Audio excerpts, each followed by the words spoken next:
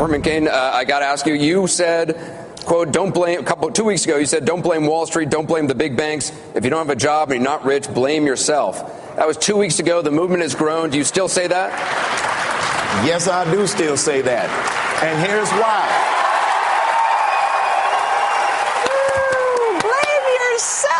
Blame yourself. Don't blame Wall Street. Joining us now for the interview is Simon Johnson, professor of economics at MIT Sloan and contributing business editor at Huffington Post. He also serves on the panel of economic advisors to the Congressional Budget Office. And his old job was at the International Monetary Fund, where he was the chief economist. Professor Johnson, it's a real pleasure to have you back on the show. Thank you for being here.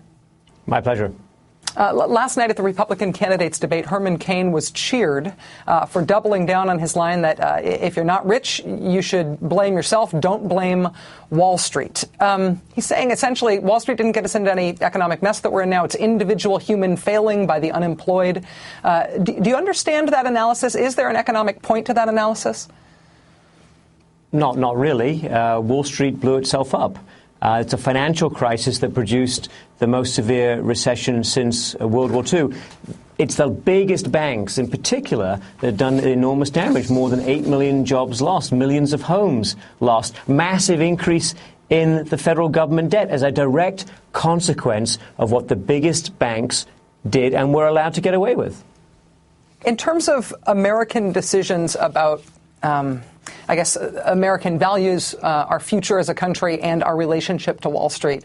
I talked in the segment before this about whether we are chipping away at the fundamental American idea about getting old, about whether it's economically feasible to stop working before the end of your life. Are we chipping away at that? Has Wall Street done damage to that basic idea in this country?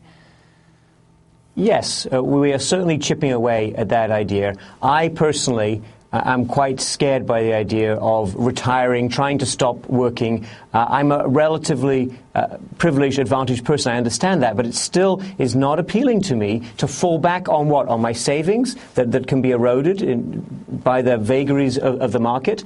On Social Security, which may not be there for me. On Medicare and Medicaid, we should also talk about that. Because will you outlive your financial resources? Will you reach the age of 92 and not be able to afford any kind of health care? That's a very real possibility today also. In terms of the things that are available to us as we age, I was struck by the GIO report that is just out that says that as poverty rates have been increasing among every group of Americans, including Americans 45 to 54 and 55 to 64, the one group of Americans for which poverty is not increasing right now are those eligible for Social Security, people who are 65 and up. It makes me feel desperate that Social Security be held onto and kept the way it is. How much pressure do you really see out there for Social Security to be privatized, to be also turned over to Wall Street? There's clearly some pressure, and that's reflected in the segment that you played from the Republican debate. I don't think it's actually going to go very far. Last time, when President Bush put it on the agenda, there was enormous and quite justified pushback. If you go back to the 1930s, before Social Security was invented, the poverty rates among old people were absolutely appalling. If you go back to the 1960s, before Medicare was really invented, before we had a federal health care program for the elderly, there was an enormous amount of poverty caused by the health care bills of older people. So those are very real experiences, and many Americans remember them, many Americans can relate to them. And as you said before, Rachel, the other pillars of retirement have been chipped away so clearly and so definitively. Why would you let go of the last one, which is Social Security?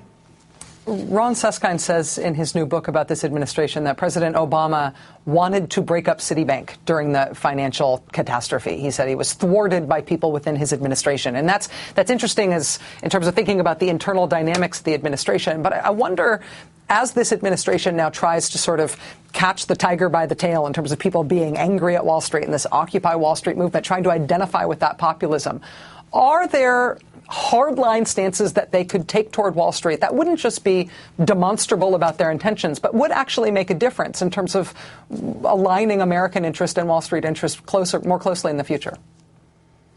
Absolutely, there are things they can do. For example, the Attorney General of New York, Eric Schneiderman, wants a relatively tough and expansive settlement with the banks that would fundamentally address the issues of negative equity, the losses that people have on their homes relative to the size of the mortgages. That stands at $700 billion. Mr. Schneiderman, Mr. Beau Biden of Delaware, I'm sorry? Beau Biden of Delaware wants to address those issues. The Obama administration is not with me. The Obama administration wants to go for a low-ball $20 billion settlement just on robo-signing. They should move their position towards Mr. Schneiderman and towards Mr. Beau Biden. Professor Simon Johnson of MIT and the Huffington Post, former chief economist for the IMF. I don't know who started speaking to you. It wasn't me, but I'm sorry about that, sir. I wasn't trying to interrupt you. Thanks very much for being with us tonight. I appreciate it. Thank you.